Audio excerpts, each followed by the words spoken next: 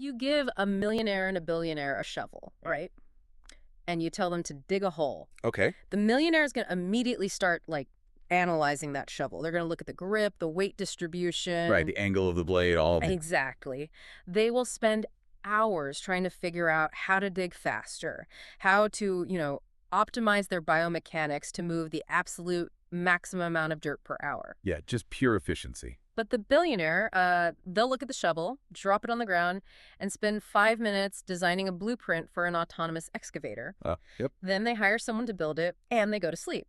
And today we are looking at why working harder, digging faster, and just optimizing your personal output is the exact reason most people permanently cap their wealth. It really is kind of the ultimate paradox of human effort, isn't it? It totally is. We all operate under this deeply ingrained assumption that scale is just a matter of magnitude. Like, we assume that if you are currently moving 1 ton of dirt a day, becoming radically wealthy just means you need to figure out how to move 10,000 tons of dirt a day yourself. Right, just doing the same thing, but way more of it. Exactly. But the architecture of extreme wealth, the kind that alters industries and outlasts generations, it doesn't operate on the physics of linear accumulation. Which is wild to think about. It is. It requires a complete fundamental departure from the mechanics of personal effort. And that brings us perfectly to the mission for today's deep dive. We have our hands on a really fascinating excerpt from a book called The Billionaire Mindset: Wealth Beyond the Bank Account. It's a great piece of text. Really is. But I want to warn you, we are completely ignoring the standard financial rhetoric today. Yeah, no stock portfolios or tax loopholes here. Right, no compound interest formulas. We are assuming you already understand the basic mechanics of capital. Our entire focus for this deep dive is to isolate and dissect the core value creation philosophy presented in this source material. Because that's the real separator. Exactly. We want to understand that invisible cognitive architecture that separates the person sweating with the shovel from the person sleeping while the excavator runs. The premise we are dealing with here is essentially a study in cognitive dissonance. I mean, the source text doesn't offer a how-to guide, Right. It's not a step-by-step manual. No, it presents a philosophical mirror. It forces us to confront the fact that the barrier between $1 million and $1 billion is not a math problem. Wait, expand on that. Not a math problem. Well, think about it. If it were just a math problem, the hardest working people on Earth, the people pulling double shifts, optimizing every waking second of their day, they would inherently be the wealthiest. Oh, wow. Yeah, that makes total sense. Right, but the text demands that we look at the structural difference in how these two archetypes process reality, how they process time and human friction.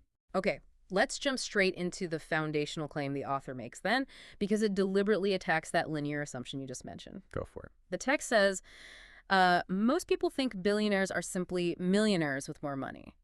They're not. Such a stark statement. It really is. And then it follows up with this anchor point. It says, wealth begins in the mind long before it appears in a wallet. Which is the crux of the whole thing. But I want to challenge the rigidity of that statement for a second. Isn't a billionaire, like, by pure mathematical definition, just a millionaire who kept going? I mean, on paper, sure. Right, because to get to $1 billion, you have to pass through 1 million. You have to pass through 10 million, 100 million. It physically has to be a linear track on the balance sheet. Yeah, I see where you're going. So why does the text insist the underlying creature is fundamentally different? Well, just because you pass through a number on a balance sheet doesn't mean the mechanism of propulsion is the same. Think about it in terms of transportation. A sports car and a Saturn V rocket both move forward, right? Sure. And if you measure their progress from a starting line, they will both pass the 1-mile mark. They both pass the 10-mile mark. Right, they're both covering distance. Exactly. But you cannot reach the moon by simply building a faster sports car. Oh, I like that. You can't just add more horsepower, better tires, a bigger gas tank to a Ferrari and expect it to break the Earth's atmosphere. The physical environment they are designed to conquer requires completely different laws of physics. That's a great analogy. So the text is arguing that the millionaire's mindset is like that internal combustion engine. Precisely. It's highly effective, capable of great speed, but it's ultimately bound to the friction of the road. And the billionaire's mindset. That's orbital mechanics. The fact that they both have money in a wallet is as irrelevant as the fact that both the car and the rocket use fuel.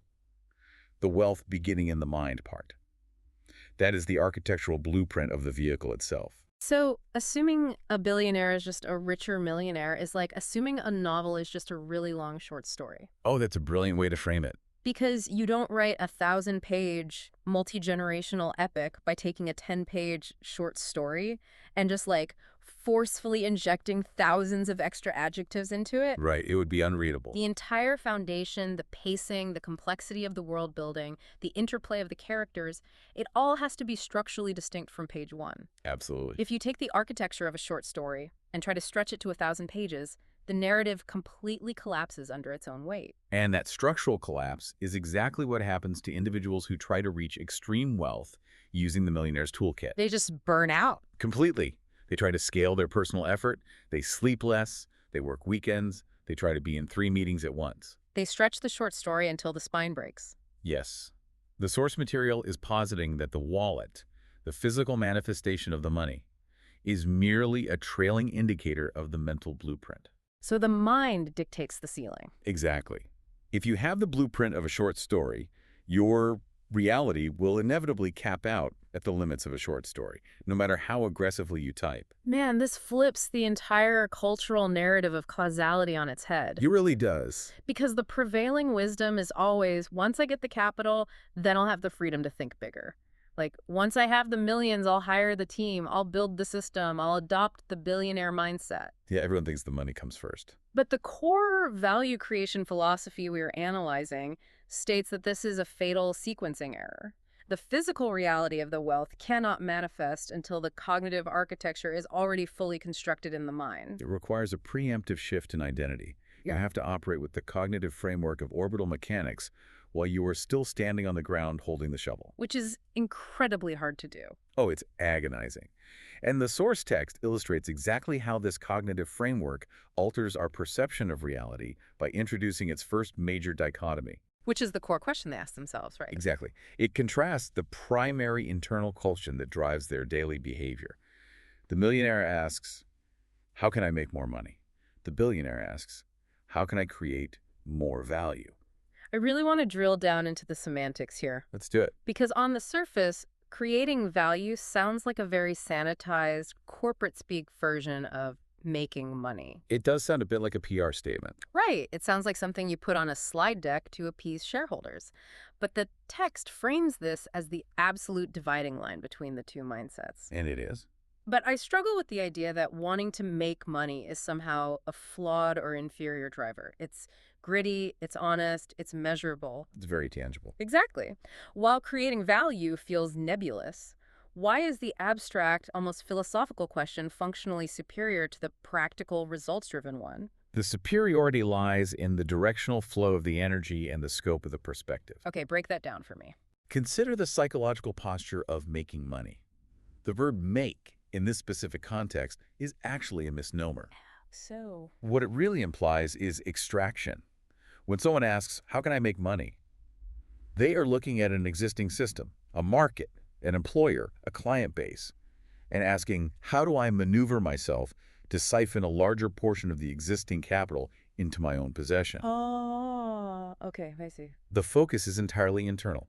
It is a zero-sum posture. It assumes the pie is already baked, and the goal is just to cut a wider slice for oneself. It's defensive, too. If you are focused on extracting, you're constantly worried about someone else extracting from you. Right, or the pool drying up entirely. It limits your vision to just the immediate transaction. Furthermore, it restricts your creativity. If your goal is extraction, you are bound by the rules of the system you're extracting from. You're just playing their game. Exactly. Now, analyze creating value. To Mhm. create is to forge something that did not previously exist. Right. It is an expansive, outward-flowing motion. When you ask, how can I create more value? You stop looking at the capital that already exists and start looking at the friction, the inefficiencies, and the unmet needs in the world around you. So you aren't trying to siphon from the existing pie. No, you are building an entirely new bakery. Okay, so the billionaire mindset looks at a market and doesn't ask, how do I get these people to hand me their dollars? Never. They ask, what massive problem is causing these people pain or slowing them down, and how can I engineer a permanent solution to that problem? And this is the crux of the core value creation philosophy right here. It requires a profound understanding of what money actually is at a macroeconomic level. Which most of us get wrong. Completely wrong. Money is not wealth. Money is simply the agreed-upon medium of exchange that society uses to transfer and store value. It's a placeholder. Exactly. Money is the shadow cast by value. The millionaire focuses on chasing the shadow, trying to grab it, hoard it, manipulate it. And the billionaire. The billionaire ignores the shadow entirely. They focus all their cognitive bandwidth on the object casting it, the value itself. That is a massive paradigm shift. It is, because if you engineer a massive systemic solution to a widespread problem, you inject a massive amount of value into society. The financial system will organically balance that equation by routing capital back to the creator of that value. So wealth is a byproduct. I gotta push back on that, though. Wealth as a byproduct sounds great in theory, but we are talking about human beings with very real psychological drives here. Oh, absolutely. Are we supposed to believe that these titans of industry don't care about the money? That they're just like impassive monks of value creation who accidentally stumble into billions of dollars while purely trying to solve societal puzzles? No, not at all. Because that feels incredibly naive. The drive to accumulate, to conquer, to win, that has to be present, doesn't it? The text isn't suggesting an absence of ambition or a lack of desire for the capital. The drive to win is absolutely present, often to a ruthless degree. Right, they are hyper-competitive. Very much so. But it's about the focal point of the execution. Think of an elite sniper. Okay. The sniper desperately wants to hit the target. That is the ultimate goal. But in the moment of execution, if a sniper focuses all their attention on the target itself, on the pure desire to hit it, they will miss. Because they're distracted by the outcome. Exactly. They have to shift their focus away from the outcome and concentrate entirely on the mechanics of the process. Their breathing, the wind resistance, the trigger pull, the stability of the rifle. That makes a lot of sense. The target is the result, but the mechanics are the reality. Exactly. The millionaire is staring at the target, stressing about the outcome, trying to will the bullet to hit the bullseye. The billionaire is obsessed with the ballistics. They are obsessed with the ballistics of value. Yes. They know that if they perfect the creation of value, the acquisition of capital is a mathematical certainty. It takes the emotion out of it. It removes the desperation from the equation entirely. When you are desperately trying to make money, you make short-term compromise decisions. You cut corners. You alienate partners. You prioritize the quick transaction over the long-term relationship. But when you are focused on creating value, you can afford to be patient. Because you trust the architecture. Right. You can absorb short-term losses because you know you're constructing a system that will eventually dictate the flow of the market. This philosophical pivot from extraction to creation sounds incredibly powerful, but, you know, a philosophy only matters if it alters the physical reality of how you move through the world. Of course. How does this cognitive shift actually manifest in the daily life of the individual? Because the source text doesn't leave us hanging here. No, it gets very practical. It immediately grounds this philosophy in the most unforgiving, universally constrained element of the human experience, which is time. The great equalizer. The text states, millionaires usually trade time for income.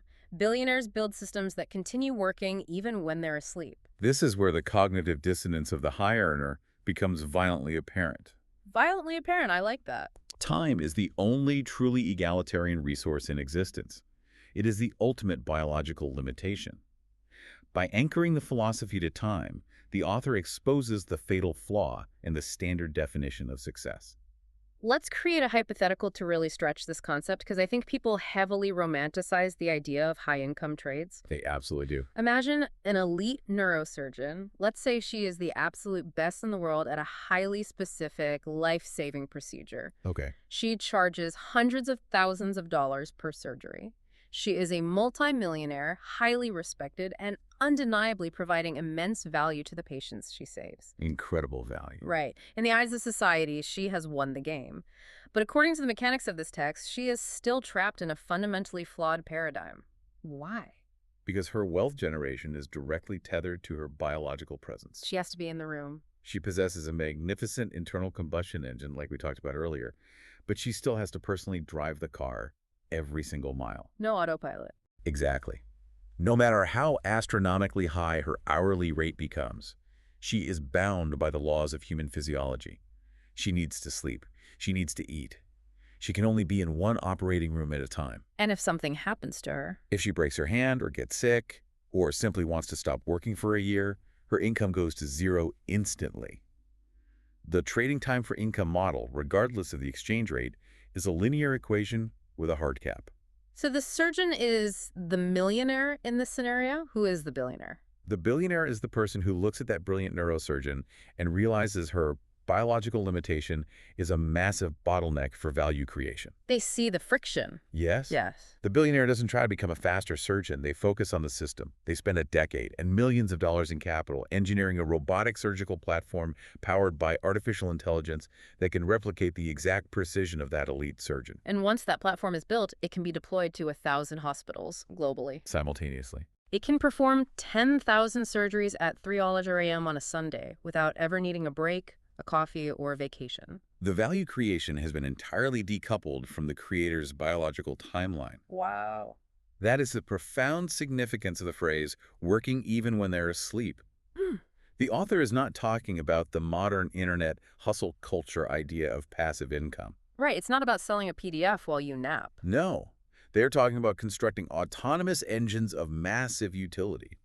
The neurosurgeon's value is constrained to a 1-to-1 ratio, 1 unit of time for 1 unit of life-saving value. The robotic platform is a 1-to-infinite ratio. But let's look at the psychological friction of making that leap. Ah, Because the reason people trade time for income is because it's safe and immediate. it's predictable. It's a closed feedback loop. I work the hour, I get the check. It satiates the immediate need for security and dopamine. Very much so. Building a system requires a terrifying tolerance for delayed gratification. The person building that robotic surgical arm might work 80-hour weeks for 7 years without seeing a single dime of profit. Oh, easily. They are pouring energy into a void, trusting that the architecture will hold. How does the billionaire mindset sustain itself through that void? It sustains itself because the core philosophy, creating value rather than making money, rewires their perception of risk entirely. Oh, so? To the millionaire mindset, working for a year without a paycheck is the ultimate risk because their entire metric of success is the immediate extraction of capital. Right. If I'm not extracting, I'm failing. Exactly. To the billionaire mindset, trading your finite, irreplaceable life hours for a capped, taxable wage is the ultimate risk They see the safe route as the dangerous one. because they view the systemic void not as a danger but as a construction site. They aren't waiting for a paycheck, they are waiting for a phase transition. A phase transition, like water turning to steam. Exactly like that. When you Ah. heat water, you put massive amounts of energy into it, but it just sits there as hot water. It doesn't do much. Right. But if you keep applying energy, keep building the system, eventually it hits 212 degrees Fahrenheit and undergoes a phase transition. It becomes steam, and suddenly it can power a locomotive. That's a powerful image. The billionaire mindset is comfortable applying immense energy without immediate visible reward because they know they are engineering a phase transition. And the millionaire. The millionaire gets frustrated when the water is hot but nothing is happening, so they pull their pot off the stove and go buy a warm coffee instead. Huh. That is so true. And that perfectly transitions us to the next profound dichotomy the text presents, which deals with the psychological identity we tie to our work. This one's controversial. It really is. The source states, a millionaire focuses on earning. A billionaire focuses on ownership. And I have to say, this is probably the most confrontational line in the text for the average listener. Oh, without a doubt. We have built an entire global culture around the virtue of earning. We tell our kids to study hard so they can be high earners. We revere the self-made earner. Are we misinterpreting the word earning, or is the text deliberately attacking the foundational ethos of the working world? It is absolutely a deliberate attack on the limitations of that ethos. Wow, okay. To understand why, we have to strip the moral sentimentality away from the word earning and look at it strictly as an economic mechanism. What does it functionally mean to earn? It means you get a paycheck for your work. Yes, but it means you have accepted a position within a system engineered, owned, and controlled by someone else. You are trading your utility for a pre-negotiated sliver of the value that the system generates. You are a cog. You might be the most critical, highly compensated, gold-plated cog in the entire machine. You might be the CEO. Right, a CEO earning $50 million a year, but you are still a component operating within a boundary established by the owners. And because you are a component, your focus is entirely consumed by maintaining your position and maybe slightly increasing your sliver of the pie. So you're looking inward again. Always. The earner mentality is fundamentally a posture of compliance and optimization within existing boundaries. You ask, how do I make my resume more attractive? How do I negotiate a 10% raise? How do I outmaneuver my colleague for the promotion? It's almost political. It is entirely political. Mm. Your cognitive bandwidth is dominated by navigating the internal politics and metrics of someone else's architecture. Which means you have no bandwidth left to build your own architecture. Zero bandwidth. Ownership is a completely different neurological state. The owner is not concerned with their resume or a performance review. Because they're writing the reviews. Right. They are concerned with the structural integrity of the machine itself.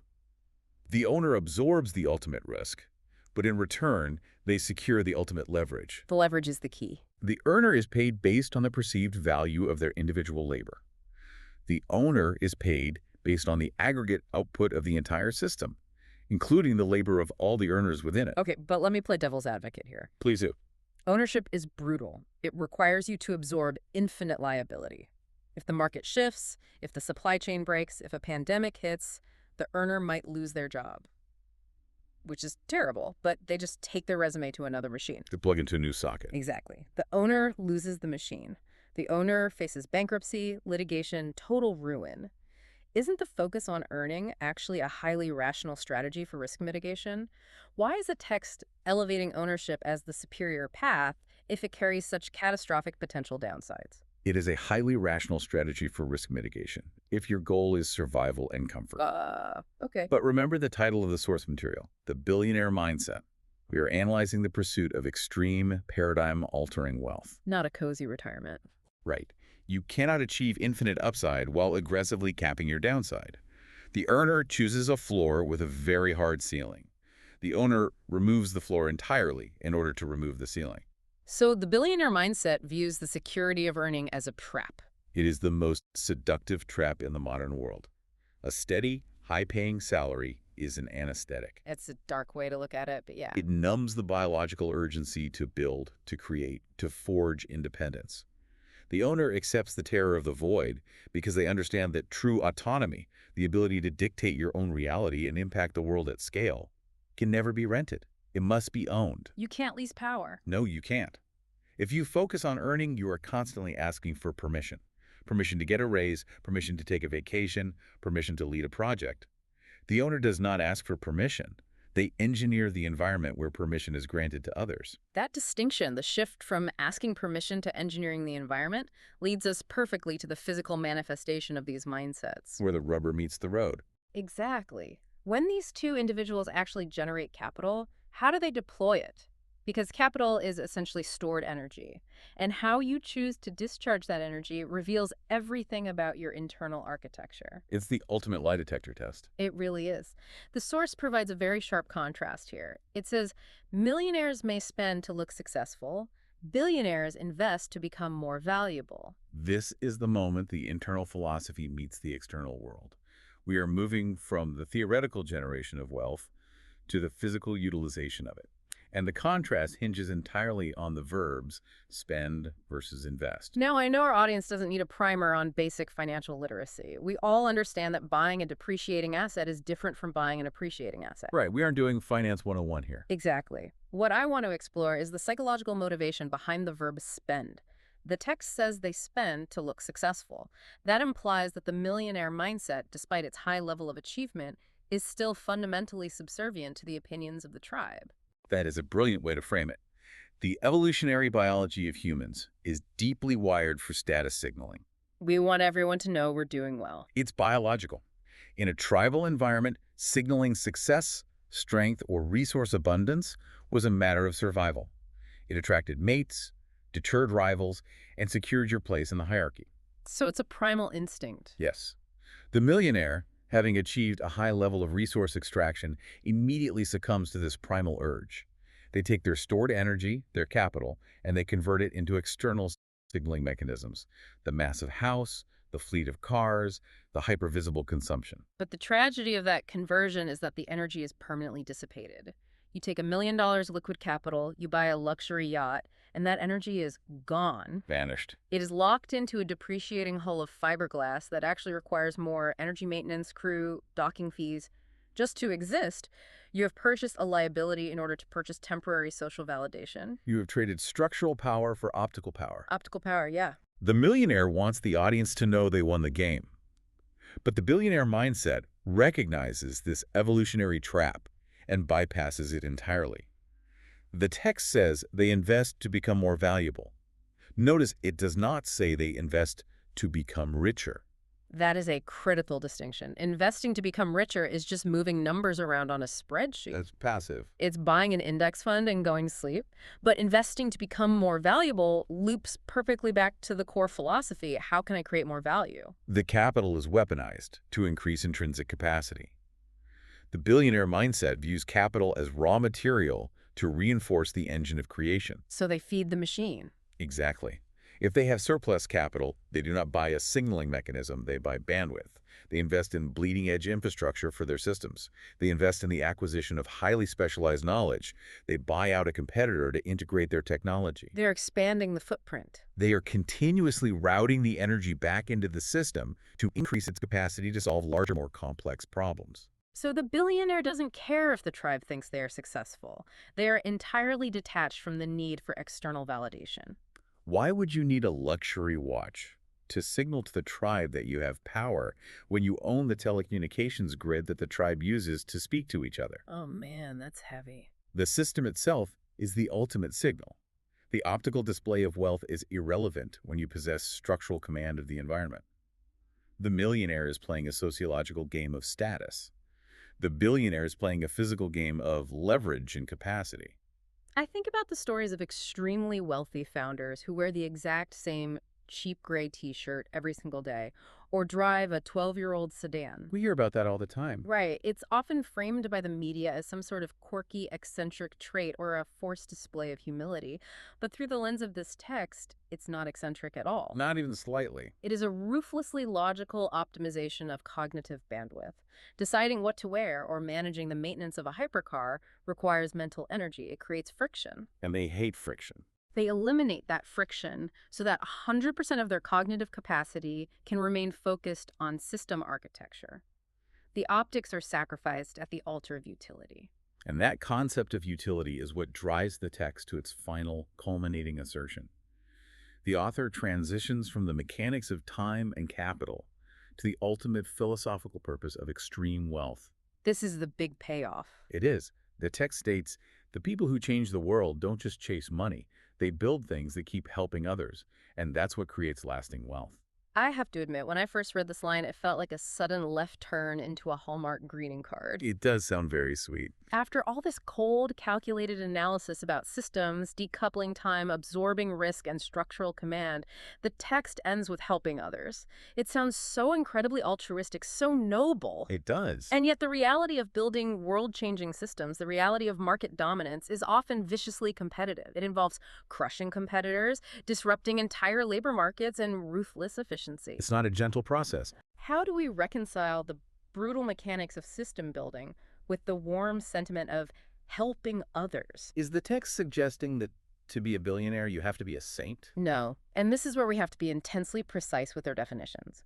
We must divorce the phrase helping others from the concept of charity or moral altruism. Okay, separate those. In the context of this value creation philosophy, helping others is the literal mechanical definition of utility. It is about friction removal at scale. Expand on that. Friction removal.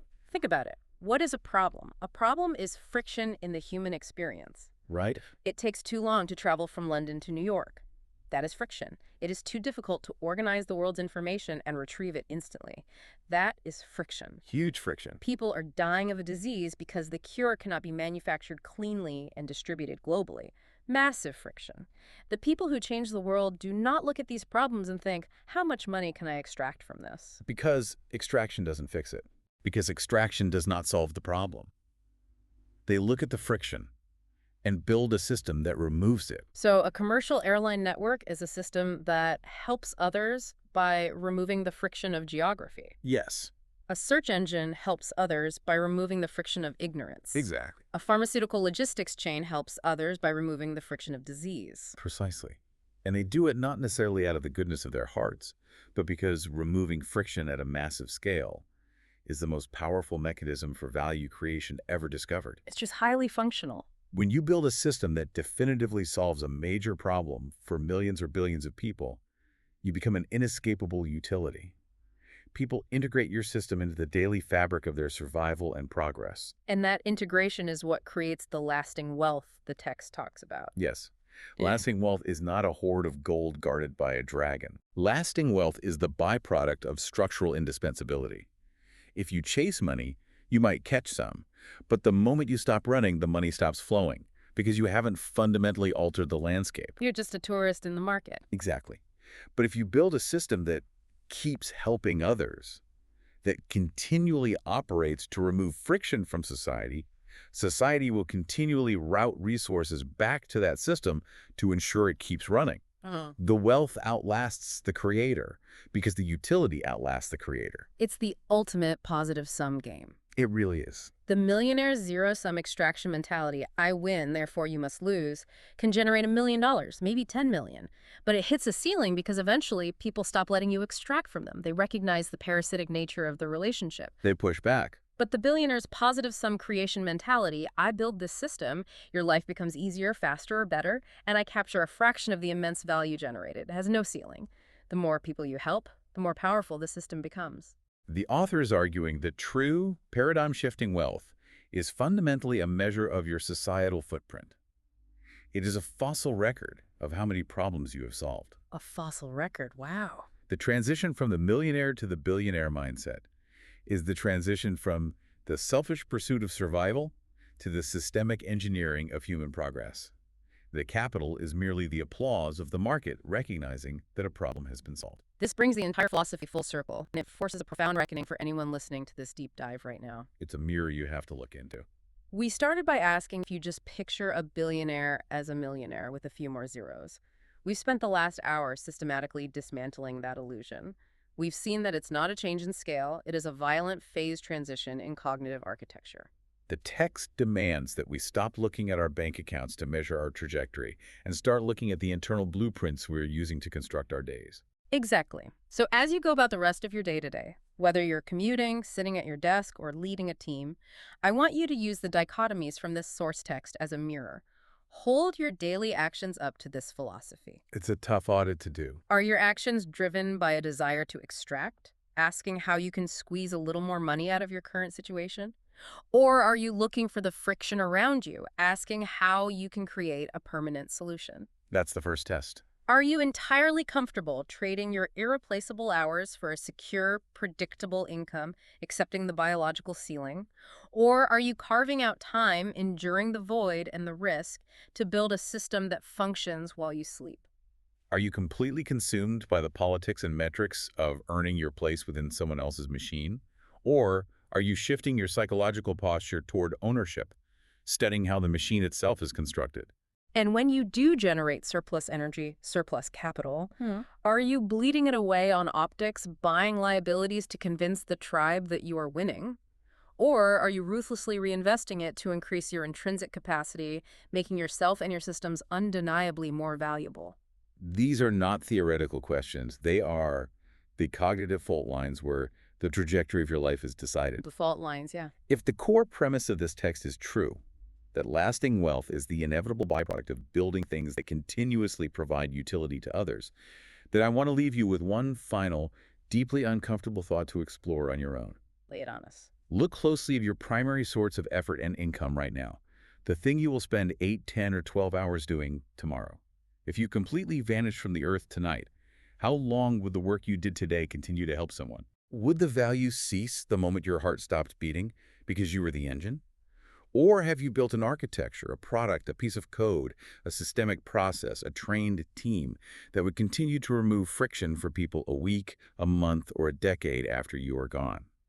The shift from the temporary labor of the former to the permanent utility of the latter is where wealth truly begins in the mind. It is the shift from digging the hole to building the machine.